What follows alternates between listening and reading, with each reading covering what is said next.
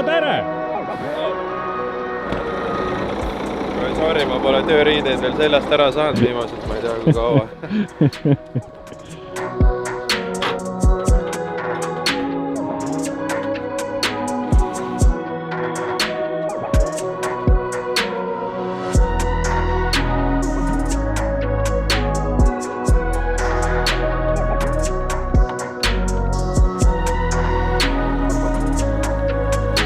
No tere! Otsid parkimiskohta või? Jah, kõik on täis, ma ei tea, kuhu parkida. No vaata, kas leiad kohe? Valik nii suur, mis on teha.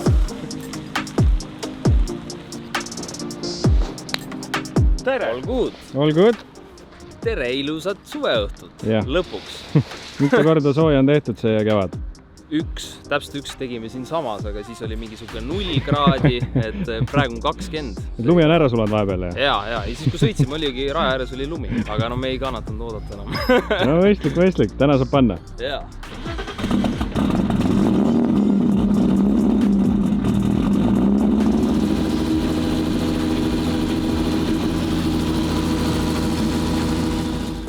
No tšau!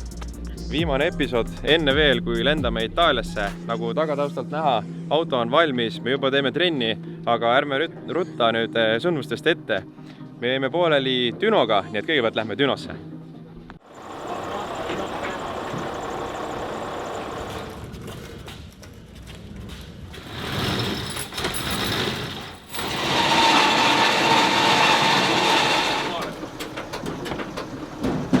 No see aasta ei ole nii kiire kui eelmine aasta. Nii kiire ei ole, jah? Eelmine aasta oli Ragnar ikka jõudis jooksu kodus peal. käia, ma käisin, tegin kiire trenni.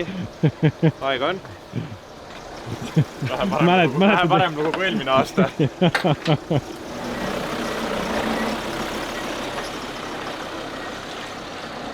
Käik!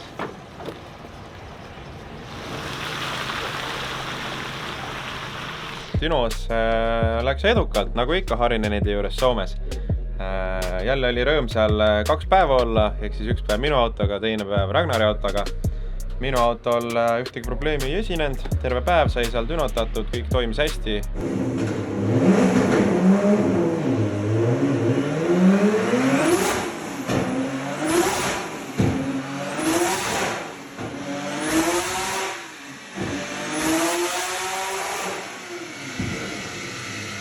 Ja tulemuseks siis 1000 hobujõudu ja 1250 newtonit, peaaegu 1243, midagi tsükest, ehk siis praktiliselt 1250. Ja versus eelmine aasta? 200 newtonit oli vähem eelmine aasta ja jõuga samamoodi 100 jõudu vähem. Et positiivne, küll aga see annab meile nüüd, vaata, siin on see nupp, ma näitan sulle. Praegult on see teine aste, on ju? Nii. 900, 1000. 900 ja 800 peale panen tagasi praegu ja jätkame praegu trenni.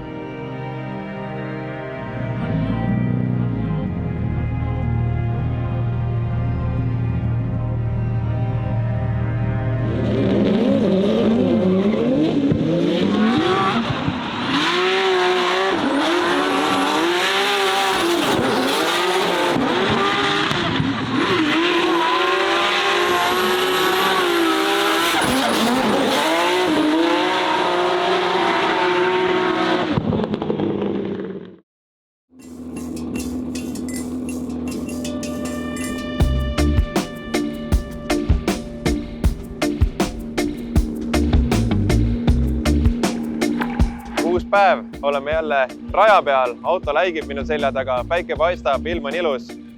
Eilsest rääkides natukene, siis Raassillas läks jube kähku pimedaks, me jõudsime tegelikult sinna nii hilja ja Risto pidi minema natukene varem ära ja no mis sa seal pimedas ikka filmid on ju.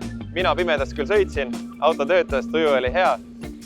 Täna oleme Laitses, hakkame uuesti sõitma, aga ärme rutta nüüd sündmustest ette ja lähme natukene ajas tagasi, mitte tänasesse Laitse trenni, vaid trenni Laitses, kui me tulime tagasi Dünost ehk siis 0 kraadiga esimene trenn Laitses.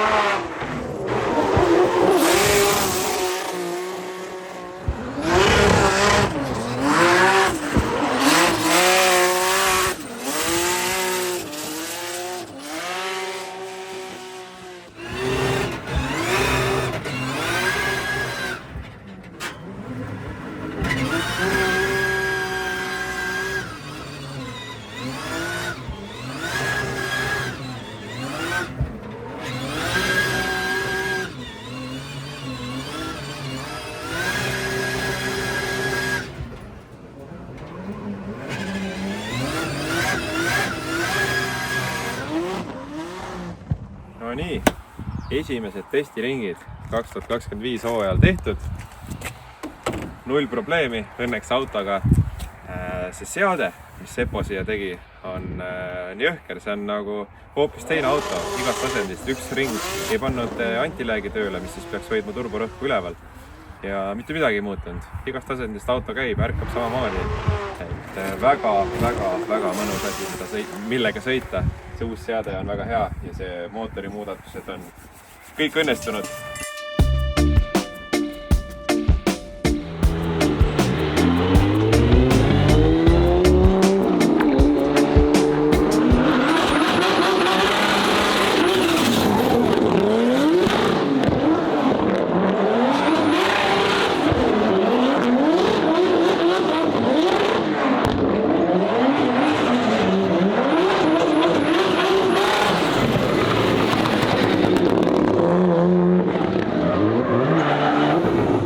Kevin, siin võõrad naised. On jah. Karol, mis teeme siin? Paneme Kevini silmad kinni ja hakkame sõitma. No võt. Kuhu sõidate? Minema, ümber Vitamin Velli torbikuta, ma arvan. Tegelikult on väikene turunduslik eesmärk ka sellel, et tulime Laitse ralliparki ja teeme mõned Instagrami ja TikToki videod.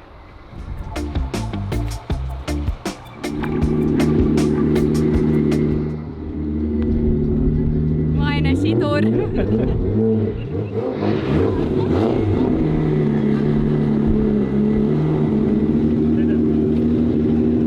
Tänaseks siin Laitses kõik, siit edasi lähme garaaži, vaatame auto üle ja hakkame pakkima bussi, et minna varsti Itaalia poole.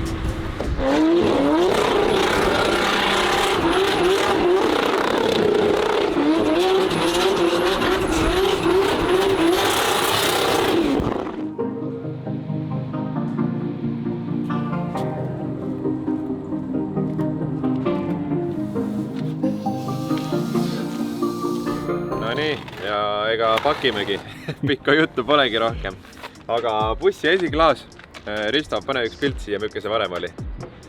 Ühesõnaga, enam see sükene ei ole ja ilma pikema jututa lähme meie uue koostööpartneri juurde, kelleks on Bussland. Kuna on tulemas jällegi väga pikad matkad mööda Euroopat, siis meie vanakene tahab ka hoolt. Sellepärast me oleme tulnud oma selle aasta hea koostööpartneri Busslandi juurde. Aga räägi, Reimo, millega te siin Busslandis siis tegelete?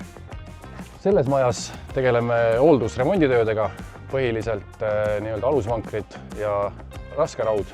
Kose töökojas on kereremont, klaasid, istmed, avariitaastus, värskenduskuurid. Põhimõtteliselt 2 maja peale saame kõik asjad tehtud, mis on bussil vaja teha. Põhilised kliendid on meil Lux Express, Sebe, Lux Charter, tuleb väga palju töid Soomest, Rootsist, Norrast. Ja siis on meil, ütleme, välisklientide kõrval on meil veel väga erilised projektid, nagu juures olevad pildilt näha, et teeme kõik bussid korda.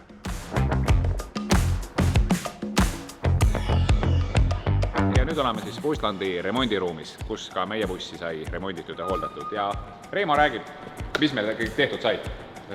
Tegime väikse hoolduse, vahetasime filtrid, määrisime, vahetasime õlid, eest õhkpadjad, siis mingid klambrid, lõdvikud, ühesõnaga vaatasime pilli üle, tundub, et kestab. Üleüldine korralik visuaal, kõik on hästi, võib minna, ülevaatuse meestele ka kõik kõlbas. Nüüd olen väikse suhtsu sõitnud nende uute õhkpadjadega. Me panime alla väga moodsad sportõhkpadjad bussile ja tunduvalt parem juhitavus on. Väga viimase peal. Jäigemad veits paremad. Need on jäigemad ja paremad, nagu võidusõiduvärk. Et nüüd peab ainult üritama hoida, et see... Hoia ainult kinni. Hoia ainult kinni ja ainukene probleem on see, et nüüd suur vend jälgib GPS-iga pealt meid, et see kiirus suureks ei läheks.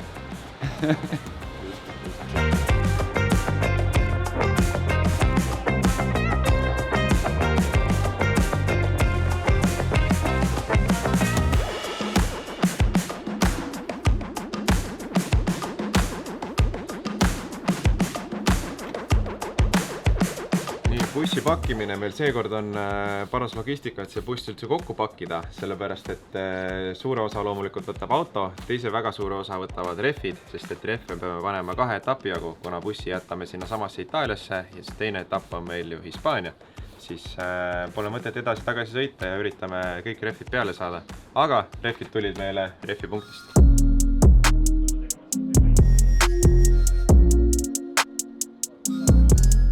Nii, rehvi juttu ka, nagu me eelmises episoodis kergelt konksu viskasime ülesse, siis tõepoolest sellel aastal muutsime rehvi, millega siis hakkame Driftmasterisel sõitma ja meie uueks rehvi brändiks on Tri-Ace.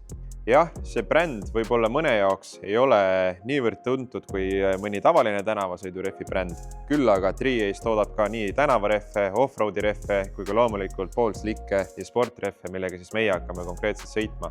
Me saime neid rehve testida eelmise aasta lõpus.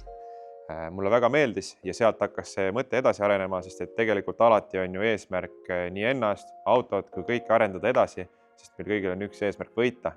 See konkreetne mudel, millega meie hakkame sõitma, on siis Tri-Ace Formula R1, mis on ainult võistlusrehv, mitte tänavarehv.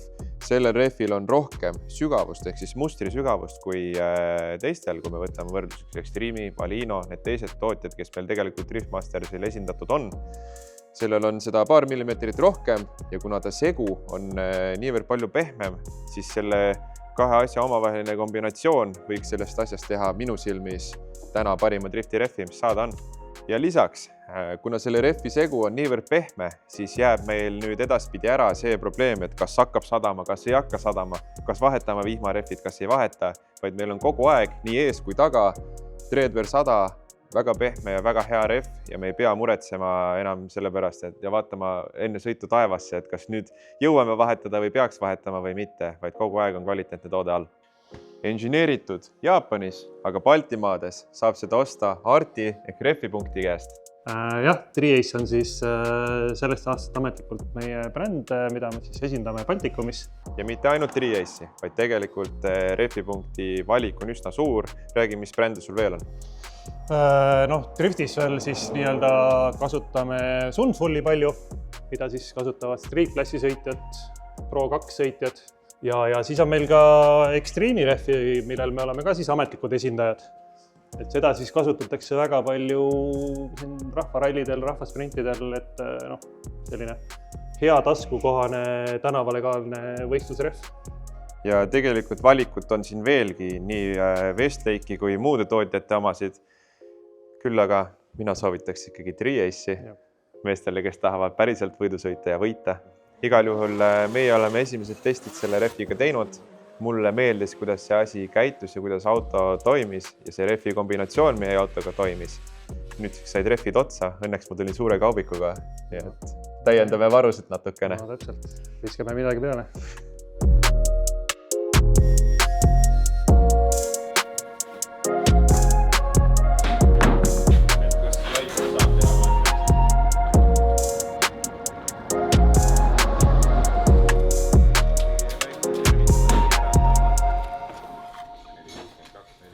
No nii, ma karbi pealt loen, et VF. VF, jah. värsked kilepakitükid. Wisefab taas kord sellel aastal ka pani meile õla alla ja annab meile kaasa siis kõik tagavara asjad, kuna meil auto küljes on uued asjad ju tegelikult küljes, on ju kogu aeg värskelt hooldatud, tehtud, nendega pole häda midagi, siis mehed panid meile paki kokku ja on esimesed õõtsaad, tagumised õõtsaad, ühesõnaga kõik varuosad, mis silla poole pealt vaja oleks. Ja sõitmata pooleli ei jää, või sõit pooleli ei jää, nii et ma komplekteerin need ära ja siis paneme bussi. Nii, ma olen siin amordi hunniku juures, on ja tegelikult need on meie eelmise aasta BC vedrustus. Nad saatsid meile ühe amordi uue eelmise aasta oma, mis läks siis Hispaanias kõveraks ja tegelikult saatsid meile veel terve seti. Ja see uus set on upgraded versioon, ehk siis ta on 3 pidi reguleeritav, kui vana kit oli 2 pidi regulitav, siis nüüd saab nii kiiret sisseminekut, aeglast sisseminekut kui ka väljatulekut eraldi, siis kõike 3 asja eraldi regullida. Ja tänu sellele on meil võimalik vedrustust veel täpsemalt reguleerida ja annab meile võimaluse sellest masinast veel rohkem välja võtta, kui siit veel midagi võtta on.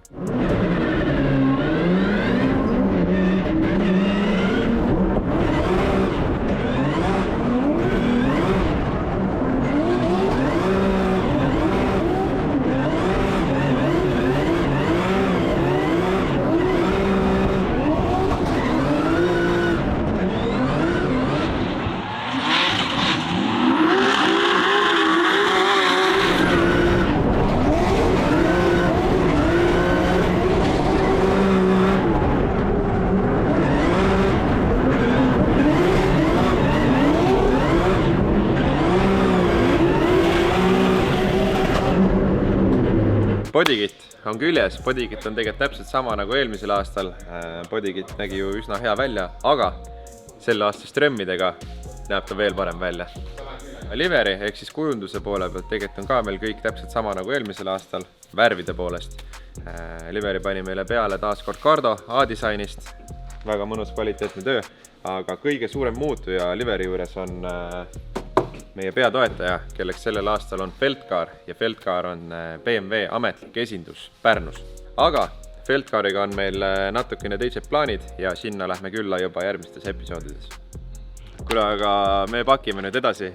Seesama buss peab minema täislastis juba 4 tunni pärast teele lõunamaa poole. Nii et ega me siin peame tempot paneme asjad kokku. Aitäh teile kõigile, kes te meid endiselt vaatate, jälgite. Aitäh meie koostööpartneritele, keda on sellel aastal juurde tulnud. Tänud vanadele, tänud uutele tulijatele ja järgmisena näeme teiega juba Itaalias. Ciao!